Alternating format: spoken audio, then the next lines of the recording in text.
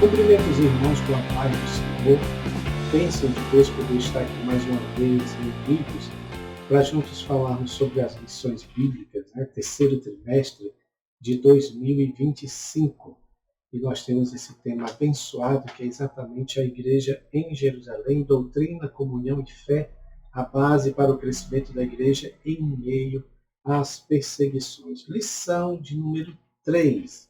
A lição de número 3 tem esse tema: uma igreja fiel à pregação do Evangelho. Então, nós vamos estudar que a igreja primitiva era uma igreja que dava ênfase à pregação do Evangelho, mesmo porque nós temos aí uma ordem imperativa de Jesus para os seus discípulos, dizendo: ide por todo mundo, pregai o Evangelho a toda criatura. Então, a missão primeva, a missão primordial da igreja é a pregação do Evangelho. Não é, meus irmãos?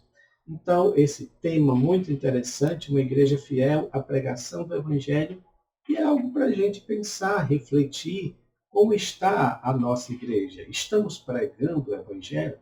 Nós contribuímos para isso, para a pregação do Evangelho, seja dentro para a edificação dos irmãos, seja fora para a conversão dos perdidos. Então, tudo isso é muito importante. Seja logo diz.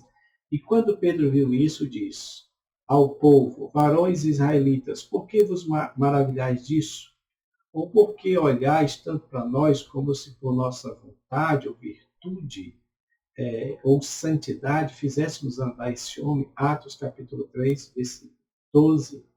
E a verdade prática diz: a verdadeira pregação bíblica consiste em dar testemunho de Cristo no poder do Espírito Santo. E agora temos aqui o gráfico, o esboço do gráfico, que está em 3 partes. Primeira, uma igreja que prega as Escrituras. Segunda, a igreja que prega no poder do Espírito. E terceiro, a igreja que prega a esperança vindoura. Alerta uma sociedade indiferente e insensível e a promessa da segunda vinda. Então, esse é o nosso gráfico esboço, tá bom, meus irmãos? Amados, nós vamos aqui dando logo início. A palavra-chave, como você sabe, é pregação, porque o tema da lição é para falar sobre a pregação do Evangelho, principalmente ali na igreja primitiva. E quando a gente fala, baseado na introdução aqui, quando a gente fala de pregação, nós podemos dizer que pelo menos nós temos 2 tipos de públicos diferentes. Quem prega precisa entender isso, o tipo de público diferente. Primeiro, é aquele público da própria igreja, os membros, a membresia da igreja. Então, você já sabe que a pregação para a membresia da igreja, ele vai ali por dentro da área da edificação, ou da exortação. Mas você tem o segundo público, que é o público descrente, as pessoas que não são evangélicas, as pessoas que não professam a mesma fé, e, portanto, esse público, a pregação tem que ser direcionada para ele. Então, é uma pregação que visa a conversão, que visa a salvação. Essas coisas parecem até um pouco óbvias, mas às vezes não é o que acontece de maneira geral, tá bom, meus irmãos? Já participamos de eventos fora da igreja, em praças públicas, em que o culto foi transformado em um culto pentecostal, as pessoas falando línguas e tudo mais, Aparentemente é muito bom, tudo bem, nós gostamos, somos pentecostais, gostamos de cultos assim animados, não é verdade? Mas a realidade é que as pessoas que estão olhando para aquilo, porque nós estamos num ambiente diferente, não estamos dentro da igreja, é o que nós estamos frisando aqui. Estamos num ambiente diferente, lá fora, onde tem pessoas descrentes, onde tem pessoas que não entendem os nossos costumes, as nossas crenças, as nossas doutrinas. Então eles vão ver as pessoas falando em línguas estranhas e não vão entender nada, né? Até porque você não vai ver isso como no dia de Pentecostes, né? Não há necessidade de falar em outros idiomas humanos, já que as pessoas, nós estamos numa terra onde todos falam português, então não tinha necessidade de falar em outros idiomas, né? Mas se são línguas celestiais, então fica muito difícil as pessoas entenderem, porque o que Paulo ensina em Coríntios é que haja essa decência e ordem na igreja, não é? Se eu falo em línguas, mas não é para a edificação das pessoas no sentido de pregação, então eu tenho que falar só comigo e Deus. Não preciso falar em microfone, não preciso falar para todo mundo ouvir. Conversão. Essa palavra, ela precisa ser necessariamente inspiradora, ou seja, ela precisa ter o componente espiritual do Espírito Santo. Por que isso? Porque você pode estudar, você pode se valer de todos os lexos, de todos os dicionários bíblicos, de todos os comentaristas, os mais renomados, os mais gabaritados, capacitados.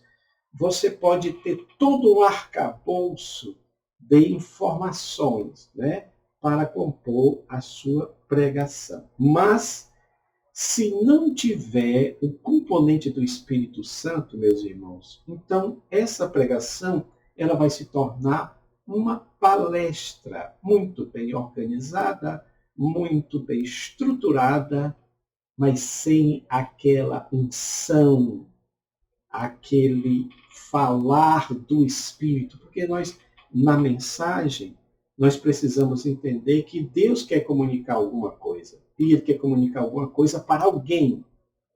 Mas se não tiver isso, nós perdemos. É por isso que precisamos muito da ação do Espírito Santo no momento da pregação, visto que eu e você, todos nós somos limitados.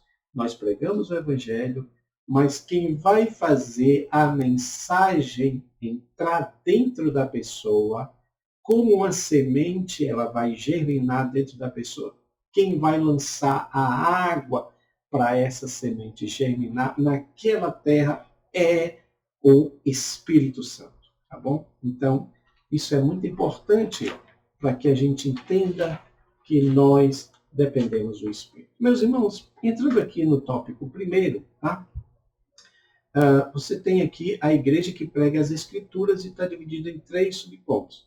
As Escrituras revelam Deus, as Escrituras testemunham de Jesus, as Escrituras confrontam o pecado. Então, primeiro ponto está falando aqui de alguém, né? Então, quem é esse alguém? Tá? Segundo ponto fala de o que essa pessoa faz, tá? O que essa pessoa faz. E o terceiro ponto é em quem essa pessoa faz. Importante isso, né? Quem é, o que faz e em quem, tá? Qual é o público que ela se direciona. Então, as Escrituras revelam Deus. Isso aqui é muito importante, tá? Deus se revelou por meio da lei, por meio dos profetas, mas, por último, se revelou através de Jesus Cristo, o Verbo vivo, o Logos vivo, aquele que desceu do céu, o Emanuel, o Deus conosco, né? O Deus que se torna carne, a palavra viva. E aqui, você sabe que o texto, aliás, o texto de Atos 3, 11, 19, está falando daquele milagre de Pedro, quando entrava no templo, né? Está lá aquele homem coxo, né? E quando ele pede uma esmola, Pedro diz, olha, não tenho prata nem ouro, a Bíblia diz, vamos estudar sobre isso aqui, fixando nele os olhos, não tenho prata nem ouro, mas isso que tenho te dou, em nome de Jesus Cristo, levanta-te, anda. E aquele homem se levantou, e pulando, se regozijando, se alegrando, entrou com eles no templo. Né? Aí segue-se, por exemplo, a admiração das pessoas, que é exatamente o que fala no nosso textual. Né? Pedro, ele fala, por que vocês estão se maravilhando disso? Nós vamos estudar aqui exatamente porque Pedro não está trazendo para si o milagre, como tem muitos desses homens que fazem nos dias de hoje, né? Então ele começou a fazer o seu segundo discurso, né? Aqui ele está pregando o seu segundo sermão. O primeiro sermão foi lá na descida do Espírito Santo na Pentecoste, e agora ele está novamente dando continuidade. Então ele usa os trechos das Escrituras para falar a respeito de Deus, de como Deus se manifestou, né, no seu povo, até chegar à revelação de Jesus, né, que é esse segundo ponto aqui. Né? Então as Escrituras também testemunham a respeito de Jesus. Então, Jesus é o centro de toda a Escritura, né, meus irmãos? Por exemplo, Jesus está em todos os livros, eu não vou ler todos eles por causa da questão do tempo, mas ele está em Gênesis como a semente da mulher, né, o princípio também de todas as coisas, alguns falam dessa forma. Em Êxodo, ele é o cordeiro pascal, né, aquele cordeiro que foi morto, sangue aspergido nos umbrais das portas, para a libertação e a salvação do povo judeu. Assim mesmo Jesus faz também conosco. Tá? No livro de Levítico, ele é o sacerdote e, ao mesmo tempo, ele é o altar do sacrifício e é o cordeiro do sacrifício. Né?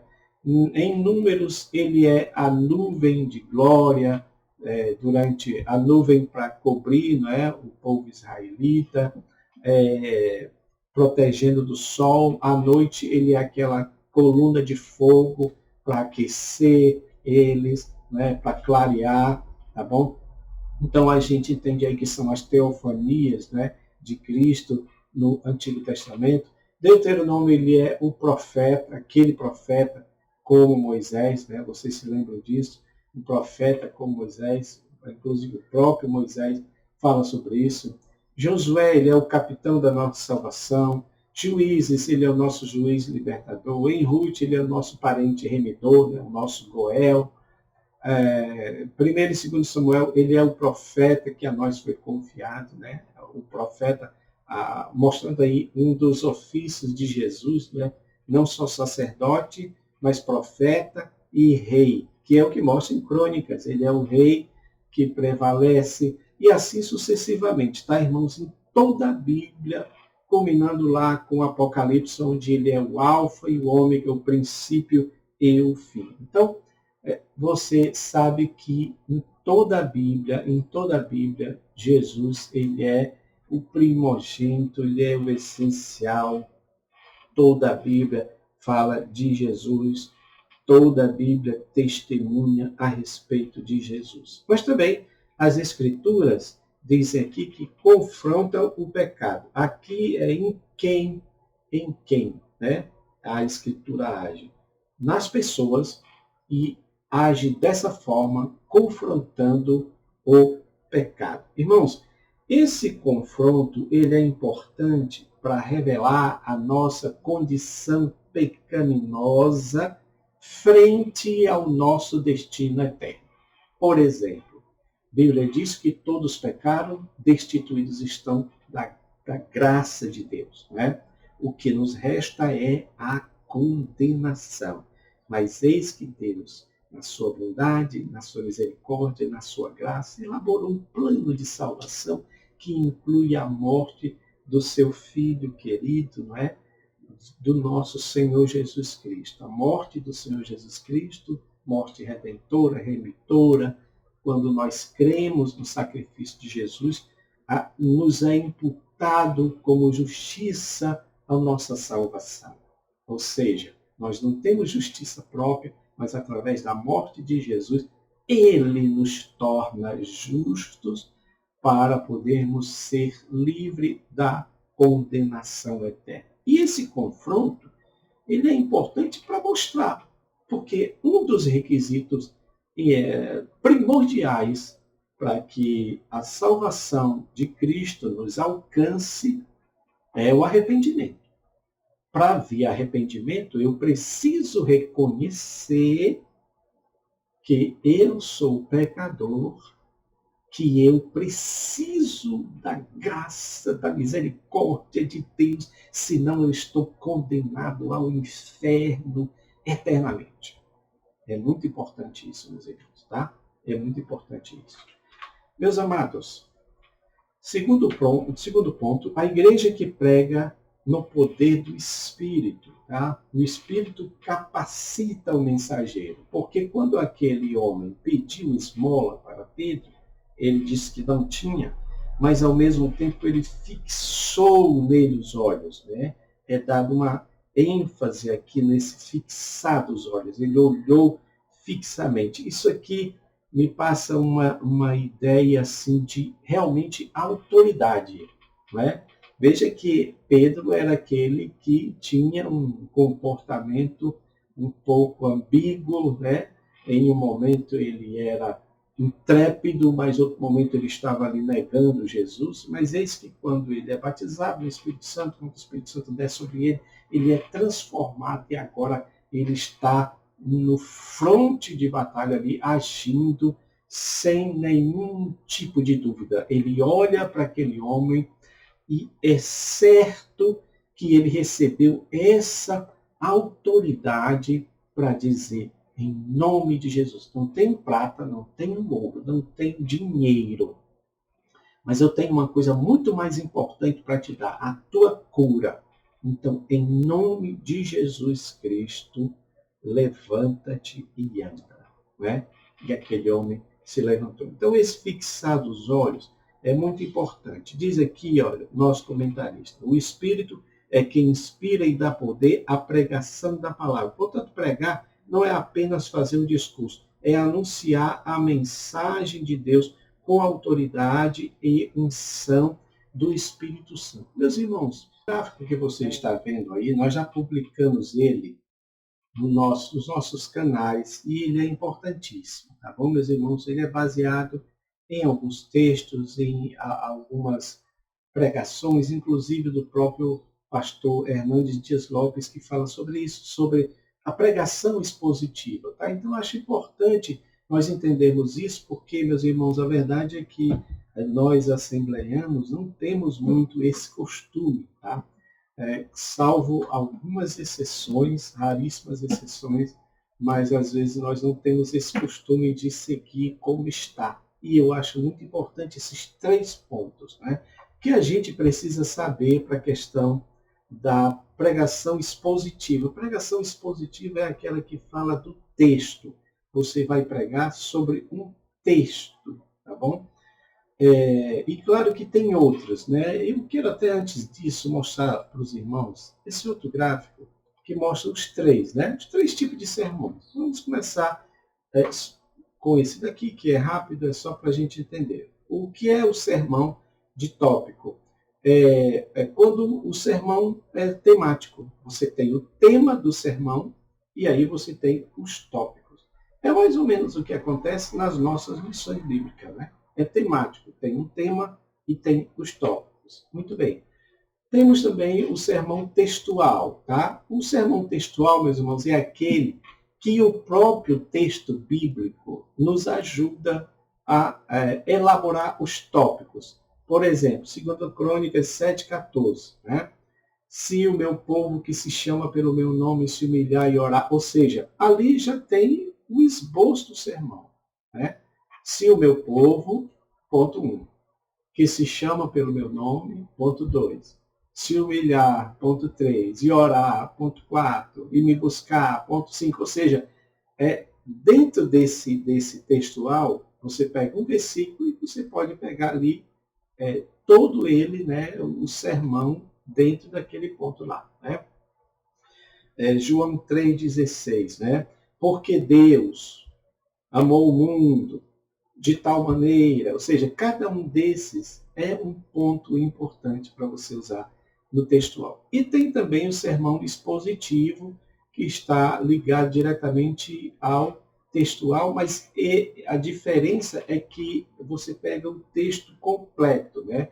Você desenvolve todo o assunto dentro daquele texto, tá? Daquele texto que é um texto maior, tá? Então, eu quero voltar aqui para a gente falar sobre essa pregação expositiva, que é muito importante, né? Que pouco se prega sobre ela também. Né?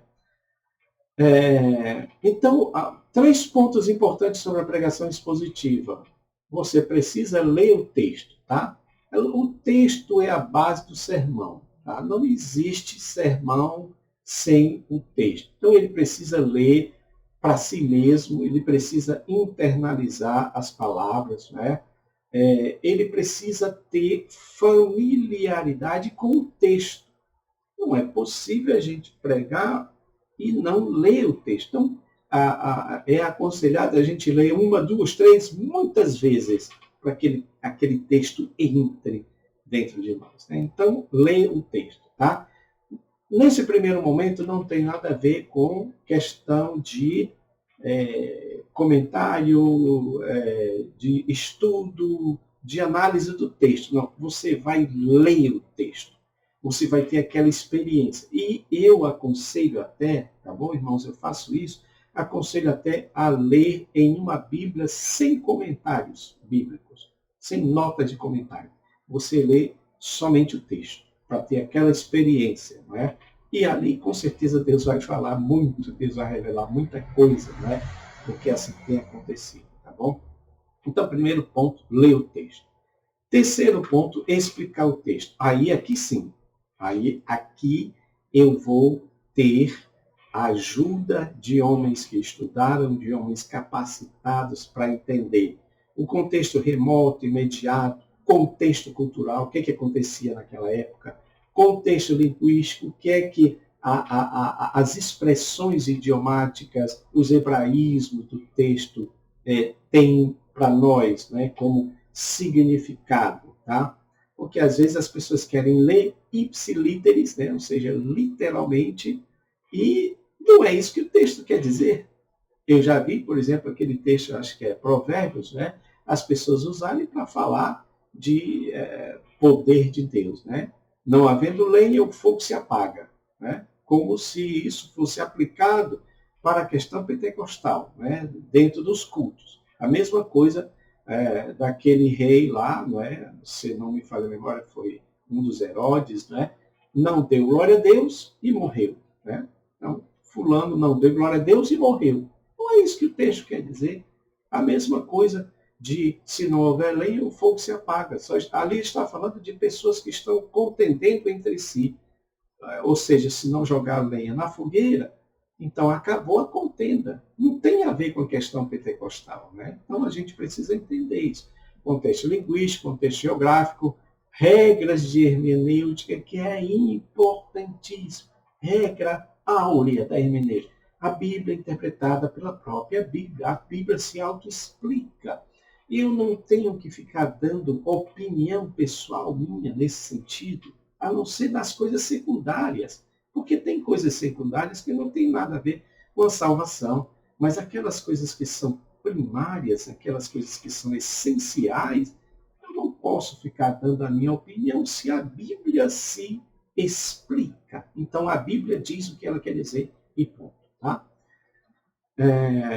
E, por fim, terceiro ponto aqui, aplicar o texto. Bom, se eu já li o texto, se eu expliquei o que o texto quer dizer, agora eu preciso entender que isso deve ter uma aplicação própria para nós nos dias de hoje. Né?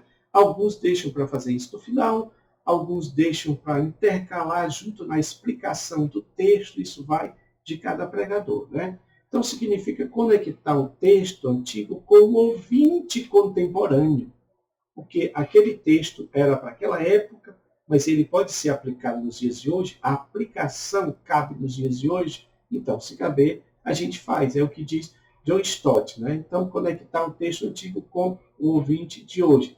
Então, isso implica em perguntar o que esse texto lido e explicado tem a ver comigo, em que ele me ensina, em que ele me impacta, em que eu posso aprender as lições práticas para a minha vida cotidiana nos dias de hoje. Então, irmãos, é muito importante, tá? A gente compreender isso. Outra coisa que também são São 3 gráficos importantes, tá? O terceiro é esse que fala do pregador e a pregação. Então, a pregação, isso aqui baseado no livro, né, do pastor que a gente admira muito, pastor Elenay Cabral, da CPAD, Pregador Eficaz. Né? Então, 3 coisas também importantes. Objetividade, você precisa ser objetivo. Né? O propósito da pregação não é a exibição do pregador, mas a transmissão da mensagem divina com o fim de alcançar o resultado desejado. Ele não deve chamar atenção para si. O objetivo da pregação é Cristo. É o que a gente está falando aqui, por isso que introduzimos esse assunto. Né?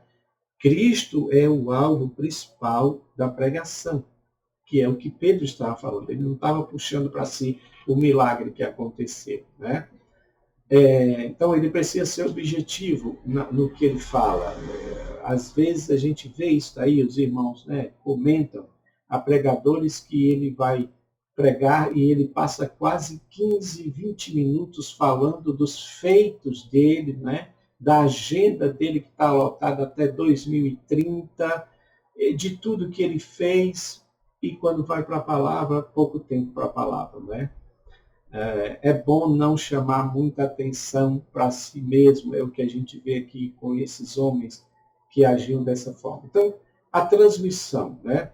Precisamos entender sobre isso aqui. O pregador deve sempre olhar em 2 direções, para Deus, na sua revelação aos homens, e para o povo a quem ele vai entregar a mensagem de Deus. Saber que Deus tem uma mensagem e saber que essa mensagem precisa ser entregue na sua fidelidade para as pessoas que vão ouvir. Né?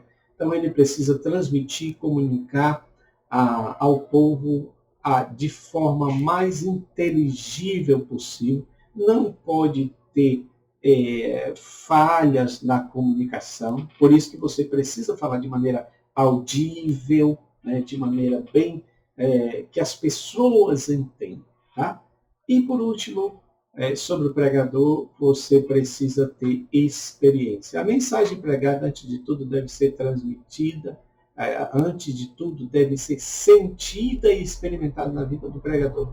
Ele não poderá convencer o povo sem que ele próprio tenha experimentado a eficácia da pregação. Ou seja, o pregador não é um mercador e não é um vendedor, porque às vezes acontece, né? Você está vendendo aqui um produto que nem você acredita. Né? Um tempo atrás, uma apresentadora de TV teve muitos problemas com isso, porque ela estava apresentando uma marca, mas depois, em entrevista, ela disse que não suportava aquele produto. Isso é um problema muito sério. Né? Com o pregador, não. Você precisa acreditar, aceitar naquela mensagem, aquela mensagem a qual você está pregando. Né? Então, que bênção a gente poder falar sobre essas coisas. Então, meus irmãos, você vê aqui que a mensagem, a pregação é isso, né? Não é você chamar nada para si, não é você,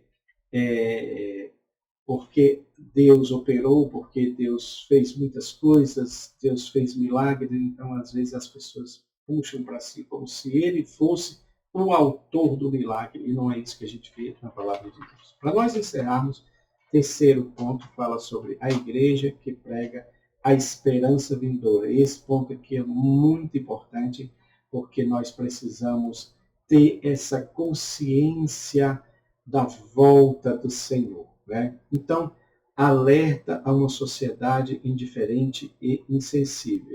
Pedro, já tinha exortado os ouvintes na primeira pregação a salvarem-se dessa geração, desse aeon perverso. Né? Por que perverso? Porque é uma geração que não quer saber de Deus. E hoje é desse jeito. Então ele reconhece que aquela também era uma geração ignorante. Ignorante em que sentido? Das coisas de Deus, que não entendiam as coisas de Deus. Né?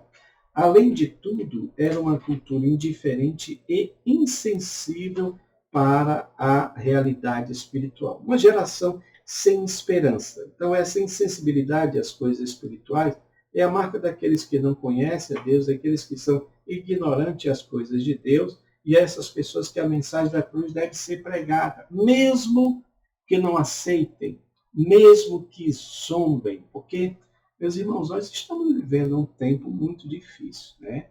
A gente vê, nós participamos de evangelismo nas ruas, não é? Meu filho está diretamente ligado nessa parte, estamos ali colaborando com ele, mas a gente vê a dureza do coração das pessoas, a dificuldade das pessoas de aceitarem, né? E às vezes a gente é até hostilizado, né? Já aconteceu de estarmos pregando e a pessoa parar na nossa frente, começar a xingar, falar impropérios, isso vai acontecer. Né? Por quê? Porque essa geração é perversa. Essa geração é insensível. E nós estamos vivendo, segundo os grandes psicólogos, nós estamos vivendo a era da verdadeira apatia, em que as pessoas não têm mais sensibilidade de umas pelas outras e, se não tem de umas pelas outras, inclusive não vai ter de Deus também. Né? Então, para elas, quando você, por exemplo, evangeliza, eu tento fazer isso nas redes sociais, né? Entrar nos canais importantes que estão noticiando alguma coisa que tem a ver com a palavra de Deus, com o tempo final, e às vezes você vai dar uma opinião ali, né? Tentar falar de Deus ali no meio daquele povo. E é uma coisa triste de ver como as pessoas, né, nos tratam de maneira quase assim hostil mesmo, né? Sem acreditar, né? Completamente incrédulas e ainda contra a nossa liberdade de expressão. Então, irmãos, nós estamos vivendo esse tempo. E eu digo para vocês, pela palavra de Deus, pelos estudos que fazemos da escatologia bíblica, a coisa não vai melhorar. Não vai melhorar. Entretanto, a nossa obrigação é pregar o Evangelho. A nossa obrigação é falar de Cristo. A nossa obrigação é dizer que Ele vem. Porque, inclusive, na ascensão de Jesus ficou muito claro. Né? Os discípulos ficaram olhando, Jesus sendo assunto levado aos céus até que uma nuvem cobriu e eles ficaram ainda ali olhando. Né? Os anjos vieram dizendo, por que vocês estão olhando? Aquele que subiu. Do mesmo jeito que ele subiu, ele vai descer. Agora, os anjos não disseram isso, mas está muito implícito, né? Porque ele, Jesus, tinha dado uma ordem para os discípulos. Vão e preguem o evangelho. Ou seja, não é para ficar olhando para o céu o tempo todo, sem se preocupar com a pregação do evangelho. É para pregar o evangelho. Inclusive pregar que ele vem. Do jeito que ele foi, ele virá novamente. Então, há uma promessa da segunda vinda descrita aqui no sermão de Pedro, capítulo 3, versículo 19, quando ele diz aqui, ó, venham assim os tempos de refrigério pela presença do Senhor. É interessante, irmãos, que refrigério é um alívio. É um alívio. E eu pergunto para vocês, quando você olha para essa geração de hoje, para o que tem acontecido no mundo e também dentro de algumas igrejas, porque você sabe, o mundo ele está também dentro da igreja. Não é? A igreja está se tornando secularizada, uma igreja que se preocupa em criar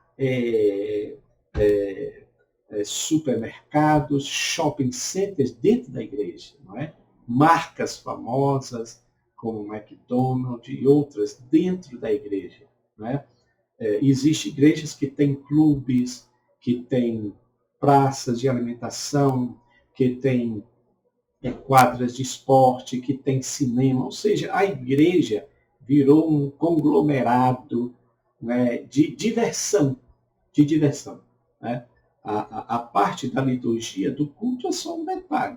O restante é que é o mais importante para eles. Então, mas enquanto isso, você vê o mundo se deteriorando.